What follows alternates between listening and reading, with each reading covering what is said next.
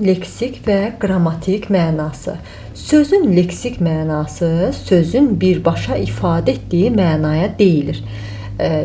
Sözü deyəndə fikrimizdə, ağlımızda nə canlanırsa, demək bu sözün leksik mənasıdır. Məsələn, yazıram kitab. Kitab deyərkən fikrimizdə nə canlanır? Oxumaq üçün vəsait. Demək, kitab sözünün leksik mənası oxumaq üçün vəsait deməkdir. Sonra qələm sözünün leksik mənası nədir? Qələm sözünün leksik mənası yazmaq üçün vasitə. Demək, qələm sözünün leksik mənası yazmaq üçün vasitə deməkdir. Bəs sözün qrammatik mənası nədir? Sözün qrammatik mənası sözün hansı nitq hissəsinə aid olmasını bildirir. Kitab ad bildirir, isimdir. Qələm ad bildirir, nə sualına cavab verir, isimdir.